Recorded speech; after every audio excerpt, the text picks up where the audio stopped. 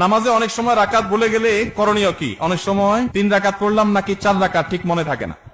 নামাজে রাকাত সংখ্যা নিয়ে যদি আমাদের সমস্যা হয়, এই সমস্যা তো প্রায় হয়, তাই না? আজকাল যে পরিমাণ দুনিয়ার ধান্দা, নামাজের রাকাতের হিসাব মনে থাকে না। তো রাকাত সংখ্যা নিয়ে যদি আমার ঝামেলা হয়, মনে না থাকে, তাহলে আমি কি করব?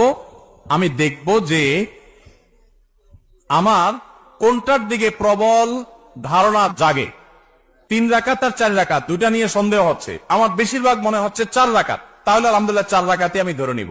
আর যদি বেশিরভাগ মনে হয় 3 রাকাত, তাহলে 3 রাকাতই আমি ধরে নিব। প্রবল ধারণা যেটা হবে সেটা আমি ধরে নিব এবং শেষে সিজদা সাও দিয়ে নিব। আর যদি আমার 3 এবং 4 এর মাঝখানে আমি দাঁড়ায় থাকি, 50-50, 3 এর দিকেও মন আগায় না, 4 এর দিকেও মন আগায় না, 2 এর দিকেও মন আগায় না, আবার 3 এর দিকেও মন আগায় না, এরকম যদি হয় তাহলে কমটা ধরে নিব। পরিষ্কার হাদিসে নবী সাল্লাল্লাহু আলাইহি ওয়াসাল্লাম নির্দেশনা রয়েছে ব্যাপারে। যেমন 3 আর 4 নিয়ে যদি ডাউট হয় এবং 50-50 থাকেন, মাঝখানে দাঁড়ায় আছেন, কোন দিকে মন টানে না, তাহলে আপনি 3 ধরে নেবেন। 3 ধরে নামাজ শেষ করবে, শেষে সিজদা সাও দিয়ে দিবেন, বাস নামাজ হয়ে যাবে ইনশাআল্লাহ। সমাজে কিছু মানুষ বিপদে পড়ে এনজিও গুলো থেকে লোন নিয়ে বিদেশে যায়, জায়গা ক্রয় করে অথবা ঘরবাড়ি করে।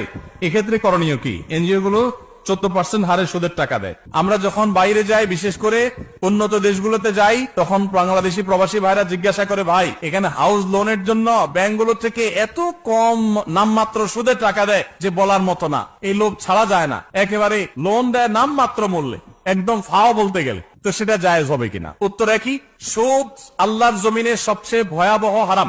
সুদের চাইতে ভয়াবহ হারাম আর কোনটা নাই। অন্য কোন হারাম খেলে আল্লাহর সঙ্গে, আল্লাহ রাসূলের সাথে যুদ্ধের শামিল না। সুদের ভয়াবহতা এত বেশি, সুদের কারবার করার আল্লাহ রাসূলের সাথে যুদ্ধ ঘোষণা দেওয়ার শামিল।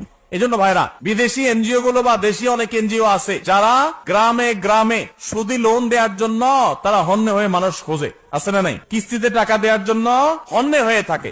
আপনারা একটা জিনিস খেয়াল করবেন, আপনার অন্য কোনো বিপদে তাদেরকে পাবেন না, কোনো বিপদে তাদেরকে পাবেন না।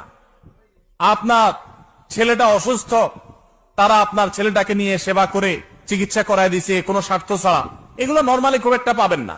কিন্তু দেখবেন তারা কিস্তিতে লোন দেওয়ার জন্য পিছে পিছে ঘুরে। কারণ এরা জেনে হোক আর না জেনে হোক শয়তানের দোসরের ভূমিকায় অবতীর্ণ হয়েছে। এই সুদের জাল গোটা পৃথিবীতে বিছানো হয়ে গেছে। গোটা পৃথিবীর অর্থনীতি দাঁড়িয়ে আছে সুদের উপরে। আমরা বক্তব্য দিচ্ছি, কিন্তু আমরা জানি যে আমাদের আষ্টে পৃষ্ঠে সুদ আমাদেরকে ঘিরে আছে। কিন্তু ভাইরা আমার, ঠান্ডা মাথায় জেনে শুনে বিদেশ যাওয়ার জন্য হোক, ঘরবাড়ি করার জন্য হোক, ব্যবসা সম্প্রসারণের জন্য হোক, সুদের কারবারে কোনো মুসলমান জড়াতে পারে না। এটা হারাম। আল্লাহ তাআলা আমাদের এই হারাম থেকে বেঁচে থাকার তৌফিক দান করুন।